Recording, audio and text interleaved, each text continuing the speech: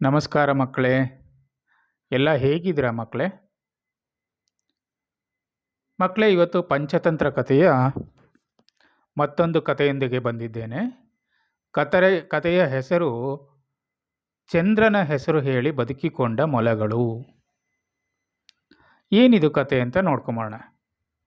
ಒಂದು ದೊಡ್ಡದಾದ ಕಾಡಿರುತ್ತೆ. ಆ ಕಾಡಲ್ಲಿ ಅನೇಕ ಮೊಲಗಳು ಸಂತೋಷವಾಗಿ ವಾಸ ಮಾಡ್ತಿರ್ತವೆ.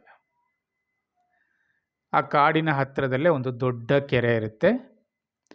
ಆ ಕೆರೆ ನೀರನ್ನು ಎಲ್ಲ ಪ್ರಾಣಿಗಳು ಕುಡಿದು ತಮ್ಮ ದಣಿವನ್ನು ನೀಗಿಸ್ಕೋತಾ ಇರ್ತವೆ. ಆದರೆ ಒಮ್ಮೆ ಬರ ಬರುತ್ತೆ. ಆವಾಗ ಎಲ್ಲೆಡೆ ನೀರಿನ ಒಣಗುವಿಕೆ ಶುರುವಾಗುತ್ತೆ.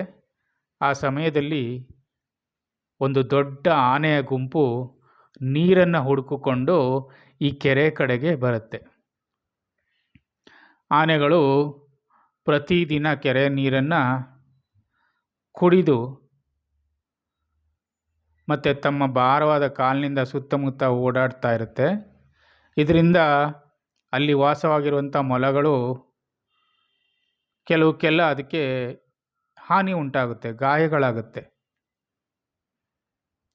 ಕೆಲವುಗಳು ದಿಕ್ಕೆಟ್ಟು ಓಡೋಗ್ತವೆ.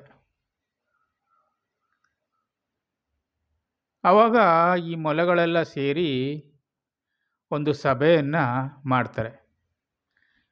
ಏನಿದು, ಈ ಥರ ದೊಡ್ಡದಾದ ಗುಂಪು ಇರುವಂಥ ಆನೆಗಳು ಬಂದು ನಮ್ಮ ಕೆರೆ ಹತ್ರ ಬಂದುಬಿಟ್ಟಿದೆಯಲ್ಲ, ನಾವು ಹೇಗೆ ವಾಸ ಮಾಡೋದು ಇಲ್ಲಿ ಅಂತ, ಇದಕ್ಕೆ ಪರಿಹಾರ ಏನು ಹುಡುಕೋಣ ಅಂತ ಯೋಚನೆ ಮಾಡ್ತಿದ್ದಾಗ ಒಂದು ಬುದ್ಧಿವಂತ ಮೊಲ ತನ್ನ ಯುಕ್ತಿಯನ್ನು ಯೋಚನೆ ಮಾಡುತ್ತೆ.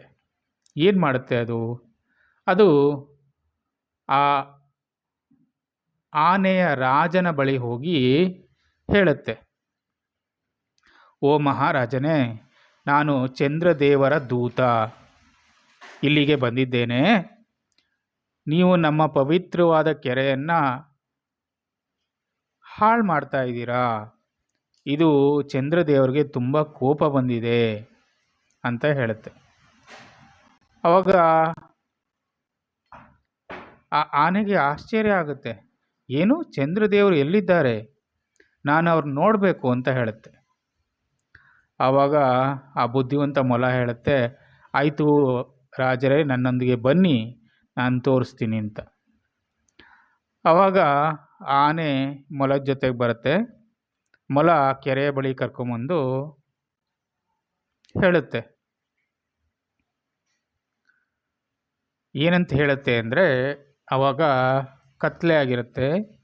ಚಂದ್ರನ ಪ್ರತಿಬಿಂಬ ಅಂದರೆ ಮಿರರ್ ಇಮೇಜ್ ಕೆರೆಯಲ್ಲಿ ಕಾಣ್ತಿರುತ್ತೆ. ಅದನ್ನು ತೋರಿಸಿ, ಇದೋ ನೋಡಿ, ಚಂದ್ರದೇವರು ಕೆರೆಯೊಳಗೆ ಇದ್ದಾರೆ, ದಯವಿಟ್ಟು ಅವ್ರನ್ನ ಕೋಪ ಬರೋಂಗೆ ಮಾಡಬೇಡಿ ಅಂತ ಹೇಳುತ್ತೆ. ಆವಾಗ ಆನೆ ಆ ಕೆರೆಯನ್ನು ನೋಡುತ್ತೆ. ಅಲ್ಲಿ ಚಂದ್ರನ ಪ್ರತಿಬಿಂಬ ಕಾಣುತ್ತೆ. ಅದು ನೋಡಿ ಭಯ ಆಗೋಗುತ್ತೆ ಆನೆಗೆ.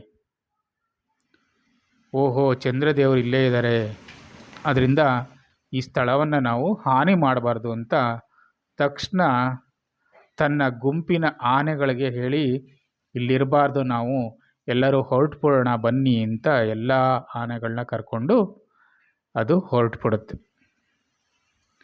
ಆಗ ಮೊಲಗಳು ಶಾಂತಿಯಿಂದ ಖುಷಿಯಿಂದ ಆ ಕೆರೆ ಹತ್ರ ಇರ್ತವೆ.